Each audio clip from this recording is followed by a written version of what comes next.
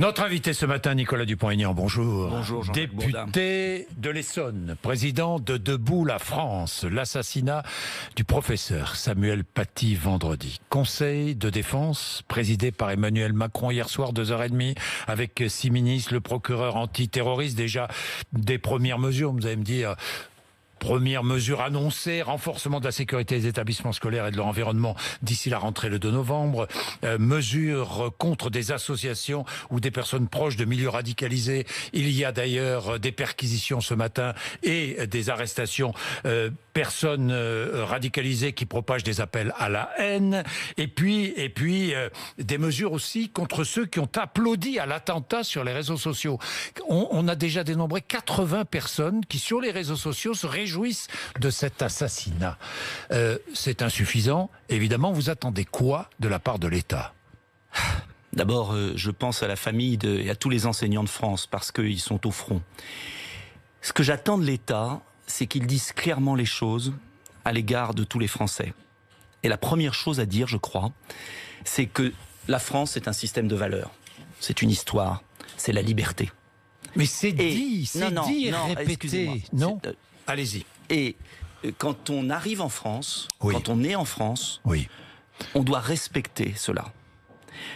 On ne doit pas venir en France et vouloir imposer sa culture, son origine. La France a été une terre d'accueil. Une terre d'accueil qui a réussi à une époque. Et aujourd'hui, le problème de fond qui n'est pas nommé, et il faut le nommer, c'est que la France n'a pas à renoncer à ce qu'elle est. Alors, est-ce que la France doit rester une terre d'accueil ? La France doit rester une terre de liberté. Et aujourd'hui, elle ne peut plus être une terre d'accueil parce qu'il lui faut déjà assimiler ceux qui sont venus sur son sol. C'est pourquoi l'affaire qui nous occupe est profondément liée aussi à la question migratoire, mais pas que. Il faut bien dissocier les choses. D'abord, il faut nommer le mal. Le mal, c'est quoi ? C'est un islamisme politique qui veut imposer la charia au-dessus des lois de la République. C'est ça le mal. Et ça ne veut pas dire que tous les Français musulmans veulent le faire. Attention, ne confondons pas islamisme politique et Français musulmans.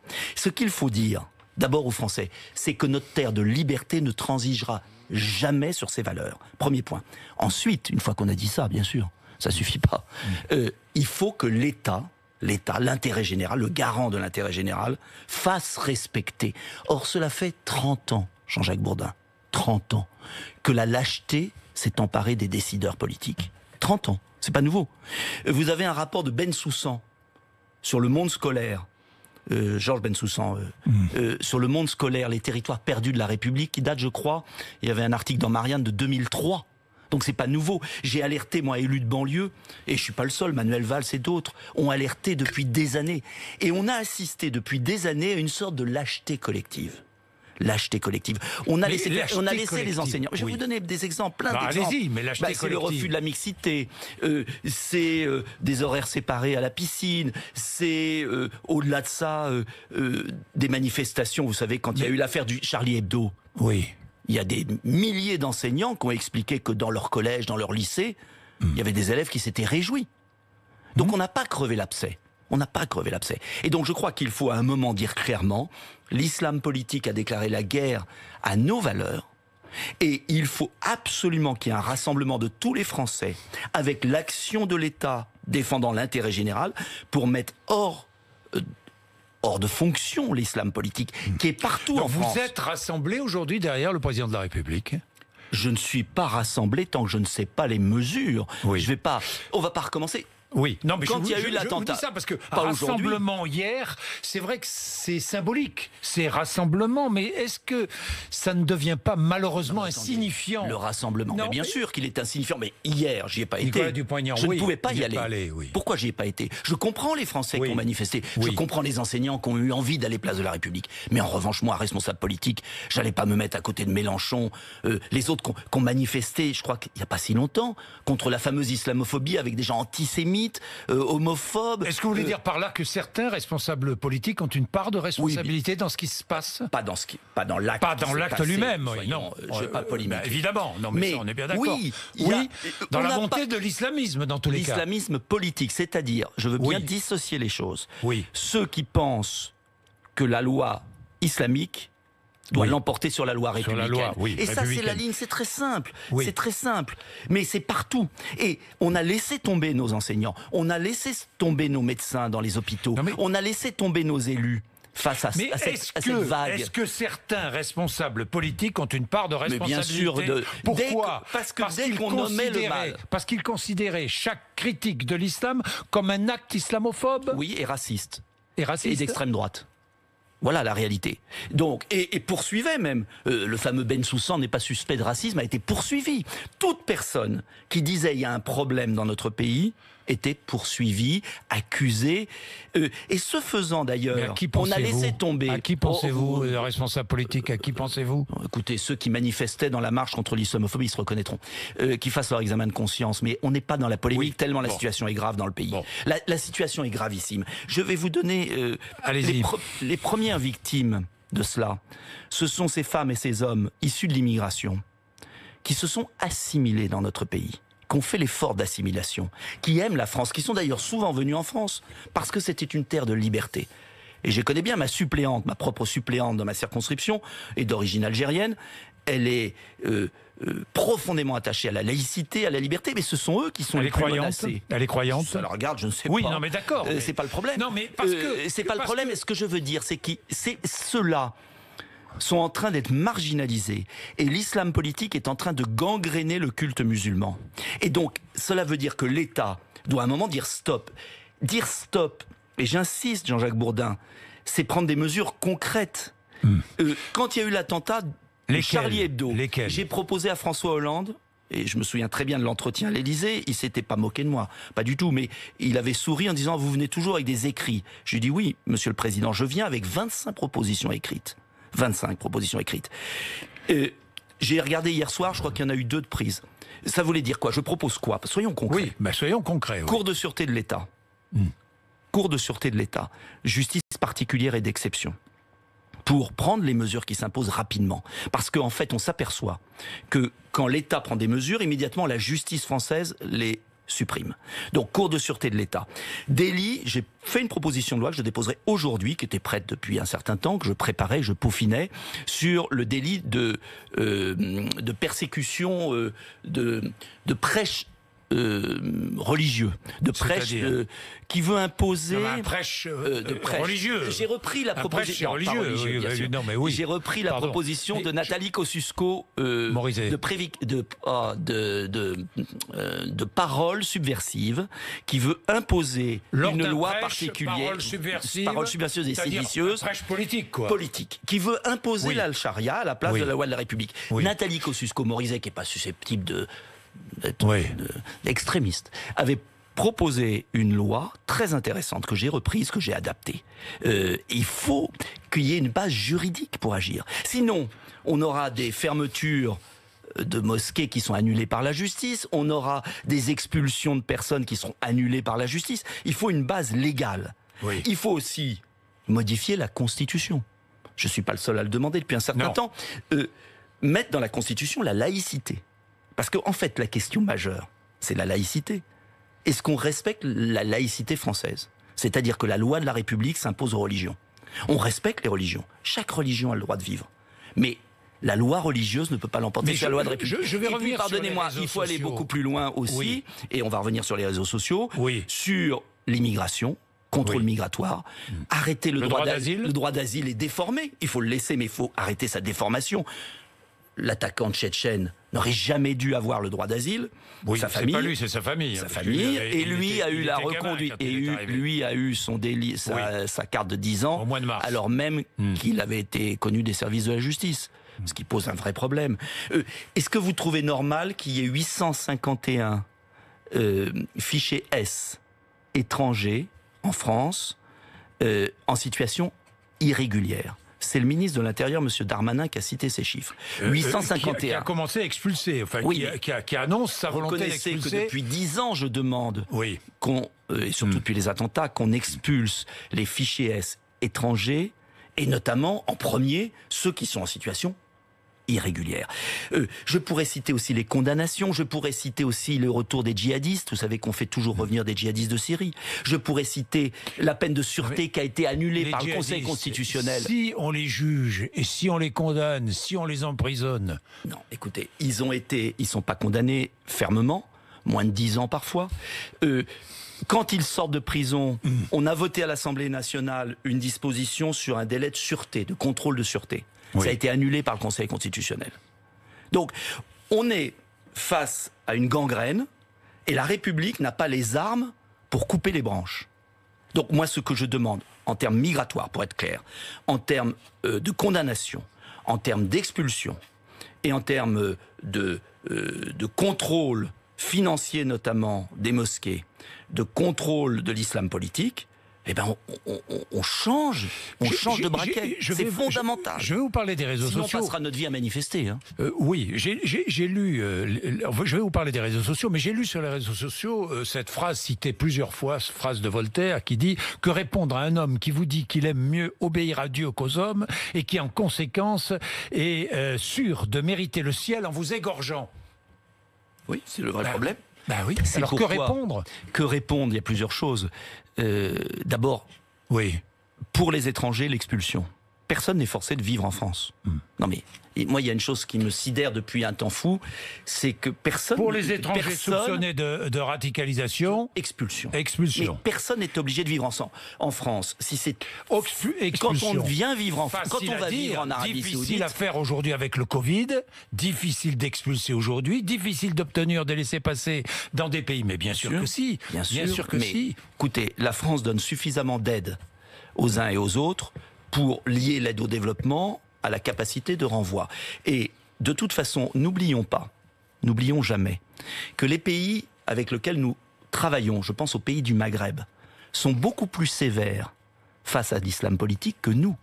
Et que vous avez des militants de l'islam politique qui sont interdits de séjour en Algérie, au Maroc, en Tunisie, en Égypte, et je ne parle même pas des Émirats, et qui sont libres comme l'air en France. Et d'ailleurs, les autorités de ces pays ne comprennent pas la faiblesse française.